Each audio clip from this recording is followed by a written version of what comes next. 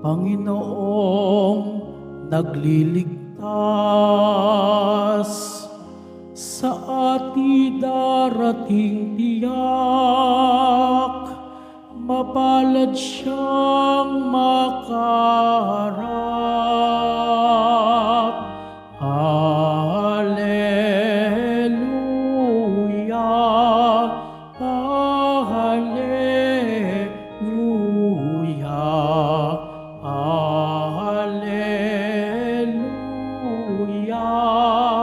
hallelujah.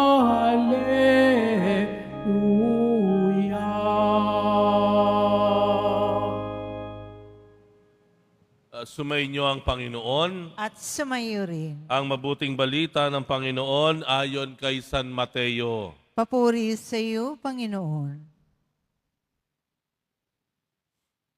Noong panahong iyon, nagbalik si Jesus sa tabi ng lawa ng Galilea at siya'y umahon sa burol at naupo.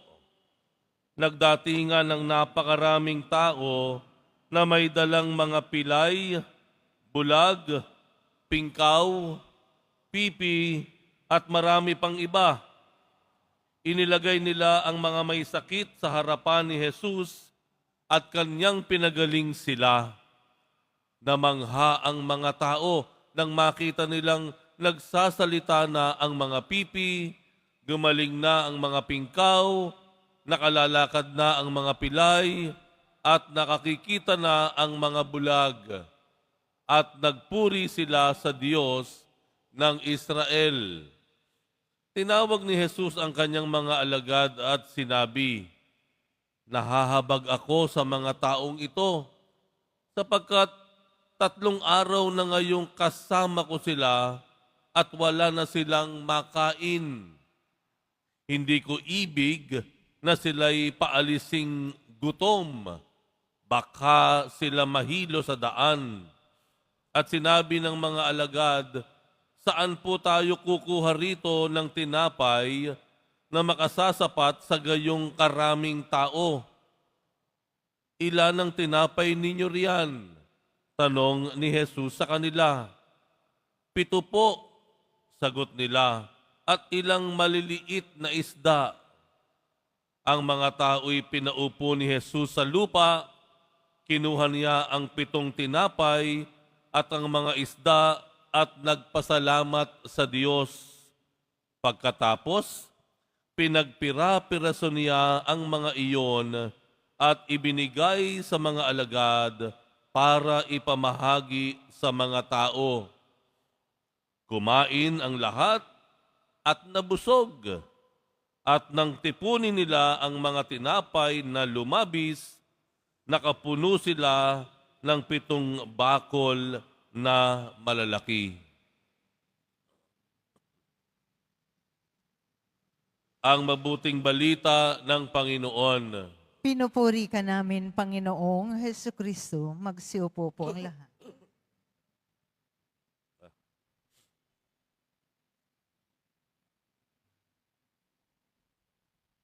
Kung mayroon pong magandang bagay na nangyayari sa panahong ito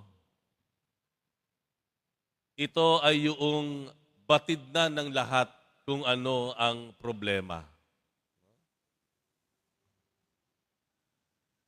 Maraming nangyayaring pag-aalsa, maraming nangyayaring pagsasama-sama para manawagan, para gisingin pa ang bayan, ang ating pamayanan. Yun po ang isang maganda pong nangyayari ngayon.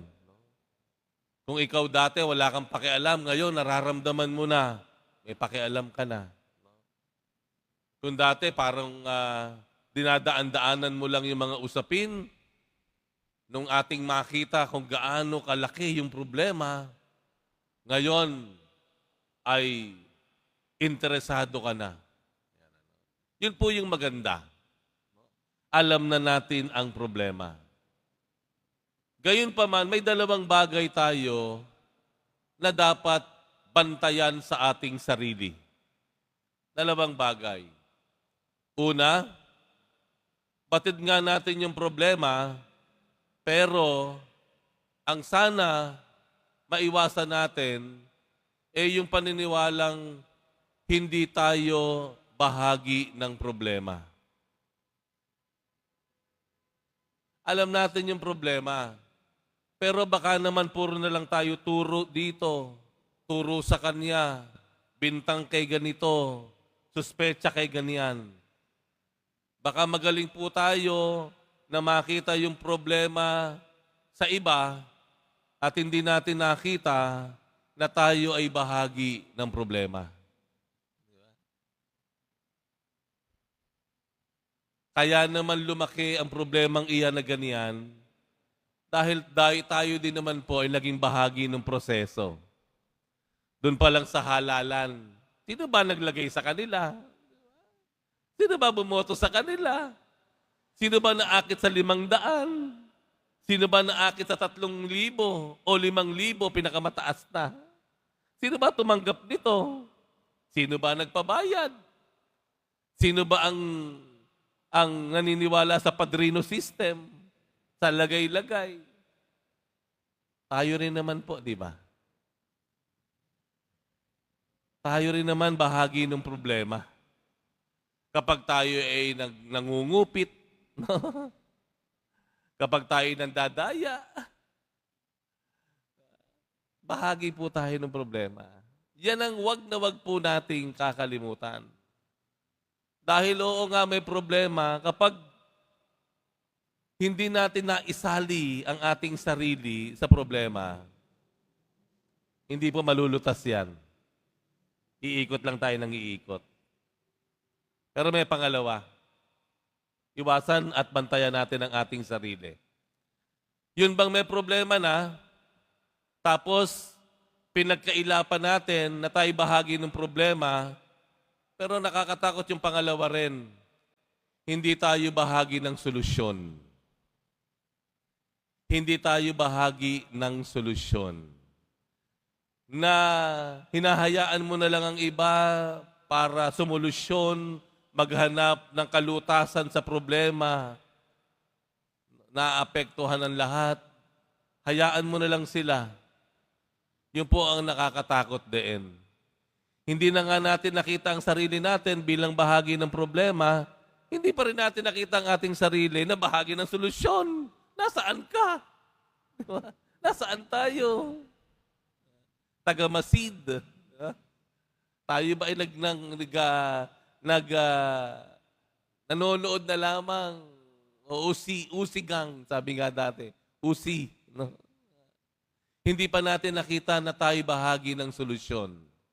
Doon papasok po yung ebanghelyo sa araw na ito. Tingnan niyo ang Panginoon.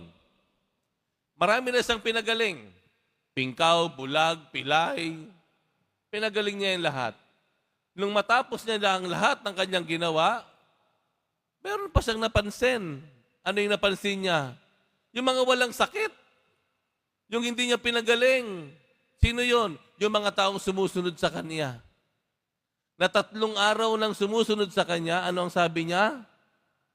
Gutom na po sila. Sabi niya sa kanyang mga alagad, ang daming sumusunod sa atin, 3 araw na ngayon, I'm sure nagugutom na sila.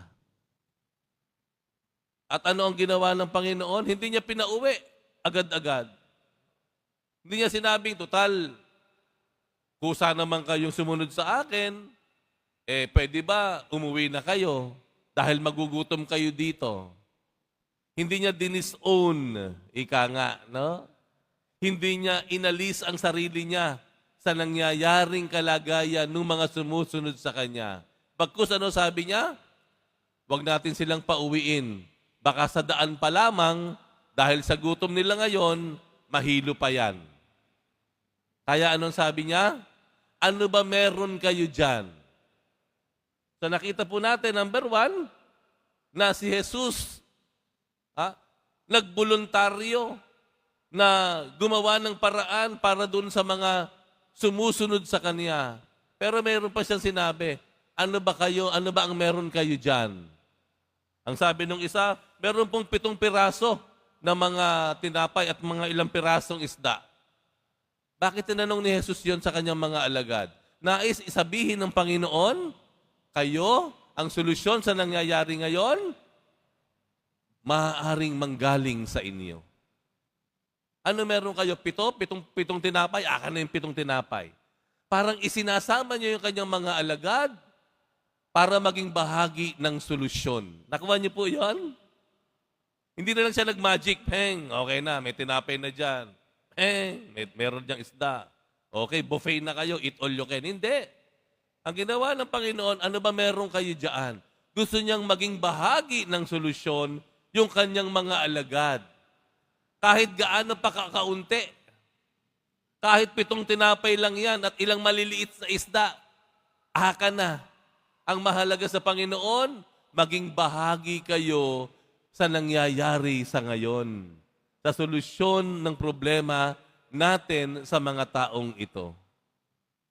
Malinaw na ang Panginoon ipinararating sa kanyang mga alagad. Oo, may problema. Pero kayo at ako, pwedeng maging bahagi ng solusyon.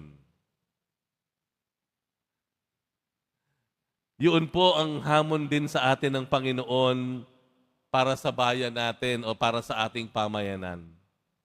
Na wag nating basta na lamang talikuran yung dapat na responsibilidad o pananagutan natin sa nangyayari sa ating kapaligiran. Total problema naman nila yan. Tayo naman maayos mamuhay. Hindi ganun ang Panginoon. Total sila may problema dyan. Tayo, wala naman tayong inaapakan. Pero ang tanong, meron ka bang itinataas? Meron ka bang ibinabangon? Wala kang ang tinatapakan, pero meron ka bang tinutulungan na tumayo? Yan ang problema, no? Yung po ang mas nakakatakot minsan. Aminin man natin, bahagi tayo ng problema, pero nakakatakot, hindi mo nakita ang sarili mo na bahagi ng solusyon. Malinaw po ang mensahe ngayon ng ating Panginoon sa pagbasa natin. May problema at may problema sa bayan, sa inyong lugar, sa barangay, sa inyong kapitbahayan, sa inyong loob ng pamilya, sa inyong opisina, trabaho. Sana atin pong maging malinaw sa ating isip. Naging bahagi tayo ng problema, at pwede tayong maging bahagi ng solusyon. Angkinin po natin na kailangan din nating magbago at sabihin at angkinin din po natin ang responsibilidad para tumulong at mag-ambag. Dahil ang nakakatakot ay yung umaalingaw-ngaw sa ating kalooban, hindi ako bahagi ng problema at wala akong magagawa, wala akong maibibigay na solusyon. Hindi. Malinaw ang Ebanghelyo. Kung ano man ang nangyayari ngayon, bahagi tayo ng problema at pwede tayong maging bahagi ng solusyon.